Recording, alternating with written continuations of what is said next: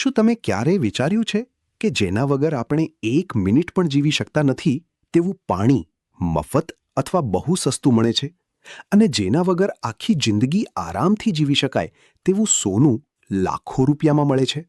આવું કેમ? સામાન્ય રીતે આપણે કિંમત અને મૂલ્ય શબ્દો એકબીજાના પર્યાય તરીકે વાપરીએ છીએ, પણ દોસ્તો, અર્થશાસ્ત્રની દુનિયામાં આ બંને વચ્ચે મોટો તફાવત છે. ચાલો આજે આ મિસ્ટ્રી સોલ્વ કરીએ. સૌથી પહેલા સમજીએ ઉપયોગિતા મૂલ્ય.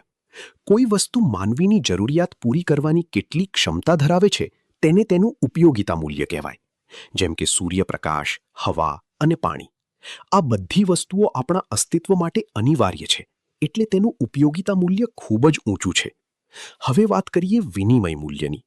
જ્યારે એક વસ્તુ આપીને તેના બદલામાં બીજી કેટલી વસ્તુ મળશે તે નક્કી થાય ત્યારે તેને વિનિમય મૂલ્ય કહેવાય. સોના કે હીરાની અછત છે, તેથી તેનું વિનિમય મૂલ્ય ખૂબ ઊંચું હોય છે.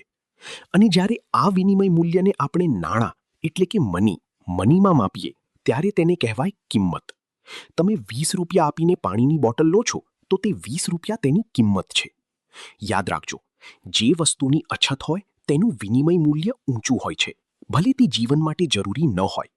જ્યારે કુદરતી વસ્તુઓ પુષ્કળ હોવાથી તેનું ઉપયોગિતા મૂલ્ય વધુ હોવા છતાં વિનિમય મૂલ્ય ઓછું હોય છે. તો હવે જ્યારે તમે બજારમાં જાઓ છો ત્યારે તમે ક્યારેક મોબાઈલ જેવી વસ્તુઓ ખરીદો છો તો ક્યારેક ડૉક્ટર કે વકીલની સલાહ લો છો. પણ શું તમે જાણો છો કે અર્થશાસ્ત્રમાં આ બંનેને અલગ અલગ નામથી ઓળખવામાં આવે છે? સૌથી પહેલા વાત કરીએ વસ્તુઓની. જે બાબતો ભૌતિક હોય છે, એટલે કે જેને આપણે જોઈ શકીએ છીએ અને સ્પર્શી શકીએ છીએ, તેને વસ્તુઓ કહેવાય. જેમ કે ખોરાક, કપડાં, મોબાઈલ કે પુસ્તકો. આ બધી જ આપણી ભૌતિક જરૂરિયાતો સંતોષે છે.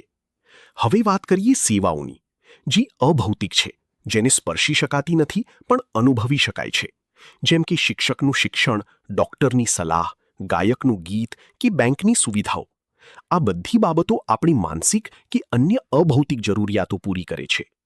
વસ્તુઓના પણ પ્રકાર છે. દૂધ કે શાકભાજી જેવી વસ્તુઓ વાપરતાની સાથે જ પૂરી થઈ જાય છે, તેને નાશવંત વસ્તુઓ કહેવાય. જ્યારે ટીવી, ફ્રિજ કે ગાડી જે લાંબો સમય ચાલે છે તેને ટકાઉ વસ્તુઓ કહેવામાં આવે છે.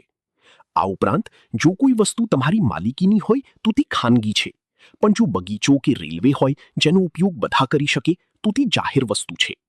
તો હવે તમને સમજાઈ ગયું હશે કે વસ્તુ અને સેવામાં શું ફરક છે. હવે મને કમેન્ટમાં જણાવો કે રેડિયો પર સમાચાર સાંભળવા એ વસ્તુ કહેવાય કે સેવા? વિડીયો ગમ્યો હોય તો શેર કરજો. મળીએ આવતા ભાગમાં.